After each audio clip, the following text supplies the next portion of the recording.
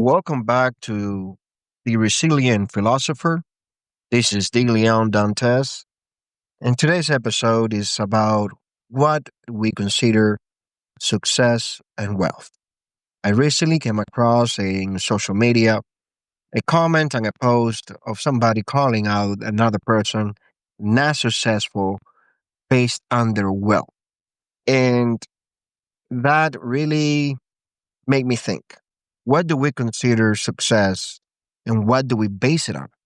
Because to base it on wealth, by definition, then a con artist would be successful because the more money he steals, the more successful he is. Then a thief, which con artists are thieves, any thief that steals money after X amount of money, then he's successful as well. So if we're measuring success based on wealth, then we have a really big amount of successful people. And to me, that just doesn't seem right. I personally, my point of view on wealth is based on what we leave behind, not in money, monetarily, not in luxuries like, you know, jewels, properties, stuff like that. No. To me, wealth is the knowledge that we leave behind for our kids and for the next generation. How do we make it to become successful? And success to me is measured by the wealth we leave behind and knowledge and helping others to become successful. So when I hear people think that wealth and success or success is based on wealth, I should say, really just doesn't make sense to me. We can look at so many aspects. I mean, if if I am concentrated on being successful based on my wealth, then I could literally go out there and try to ruin everybody else's life in order for me to find success and wealth. And if you look at it, that is one of the biggest issues that we're having in the corporate world today.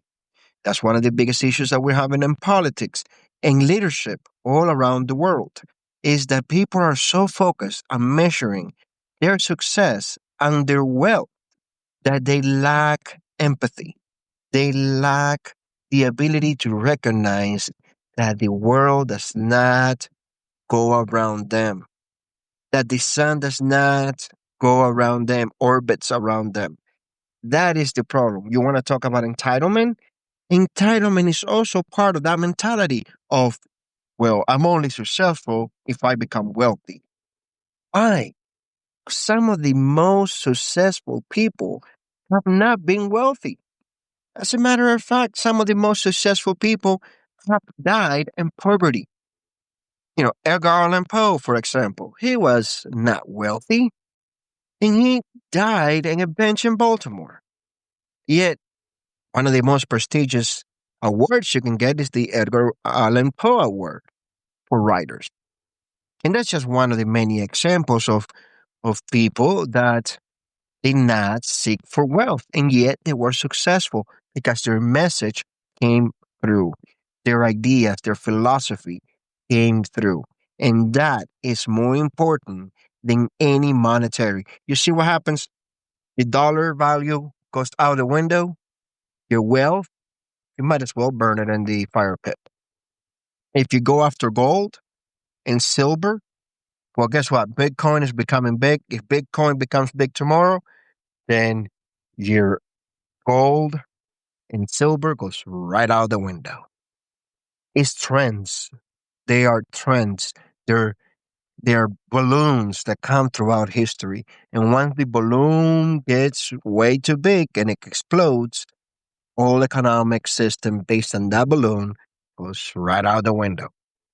So how are you going to measure your success? Are you really going to measure your success based on your wealth? Because if that is the case, you will never be truly successful because there's always the ability of gaining more wealth. As I mentioned this before, and I'll mention it again. My brother one time told me, I just wish I feel what it was like to make $1 million. Now he was running, or he is running a successful business, and I was working with him. And I said, brother, the problem with knowing what it's like to make $1 million is that you're gonna want to learn what it's like to make two. And you'll never be satisfied with knowing how much you made when you know you can make more. And he's not a materialistic person. He does share his wealth with his family, his friends. He has helped me tremendous amount of times. So it's not like he's focused on wealth, but it is easy to fall for measuring our success based on our wealth. It is easy to happen to anybody at any given time. This is not a criticism. This is more like a wake up call. Do not measure your success based on your wealth. Measure your success based on how well you have helped others live and survive and acquire knowledge. If you want to see another example of why wealth does not equal success, look at the billionaire. You can compare Warren Buffett, Bill Gates, and Jeff Bezos and Elon Musk. All four are billionaires. Warren Buffett has kept a very quiet life in comparison. You have never heard any stories of him buying aircraft to go into space or multi-billion-dollar yachts or anything like that. He has kept a very modest life. He has just found success on what he's good at because he likes what he does and he likes giving the knowledge away so other people can be successful and become wealthy on their own. Bill Gates have done pretty much the same, but he's been more noticeable and more known due to his recent ties and his divorce and throughout history of Microsoft, his in and outs with controversies. But yet, if it wasn't for Bill Gates, we wouldn't have Apple. When Apple was in dire needs of money, Microsoft was the one who bailed them out and helped them become profitable again. Then you have Jeff Bezos. Jeff Bezos used to be a really down to earth guy. Then, out of nowhere, he gets with this woman that I honestly don't know what he sees on her, but that's just my personal taste. And then now, all of a sudden, his money has gone to his head about going out of space. He's completely untouched with humanity, with the common man. And he has become this obsessed person pursuing money, pursuing pursuing things that equate to what he thinks success is, like literally going in space. Meanwhile, you got your workers working like robots, and you're trying to replace them with automation, but the automation doesn't work because you're not willing to spend money and proper infrastructure, even though you're running a cloud-based system called AWS that is perhaps one of the best cloud systems in the world, but your automation doesn't work. It's just unreal how untouched with reality Jeff Bezos is. And then you have Elon Musk. Elon Musk is a creature of his own, and he's probably from Mars. He's probably completely an alien from another planet because he's so untouched with reality that is insane. To even try to comprehend him, you will have to go into insanity and back and again. Because what he says, the way he says it, is completely untouched with reality. And the way he speaks in itself, I don't know if he's stuttering or if he's trying to convince himself of what he's saying so that it makes more sense as he's saying it. I have no idea what's wrong with him. But if you tell me that you're going to measure your success based on your wealth, like Elon Musk and Jeff Bezos, I am sorry to tell you that is the most wrong and disgusting way of thinking ever. Because all those men are going to be remembered through history is their tyranny, is their inability to find empathy in humanity, empathy in others, and love for themselves. Would they talk about Warren Buffett? Yes. Would they talk bad about Bill Gates? Yes. Would they talk about anybody with wealth? Yes. Yes. Unfortunately, a lot of people are envying. And personally, I'm one of those that believe I don't need you to give me money. I need you to teach me how to make money. See, to give money away to people is not going to necessarily make them successful. No, I've said this before. When you give money away to people and they're addicts, it's just giving them a ticket to commit overdose. So, no. Point is, teach people how to become successful.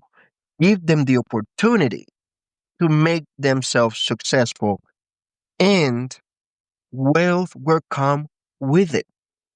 But you don't need to have $300 billion to be wealthy. You don't need to have 220 billion or 10 billion or 6 billion. No, you can be wealthy with $60,000 a year if it covers your expenses and you can to spend time with your family and friends and enjoy life as it is.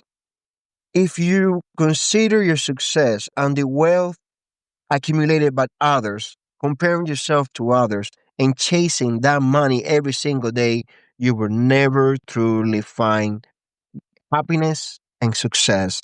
Because look at those two last billionaires. They are top five on the list of the most wealthy men, and they're still trying to make more money.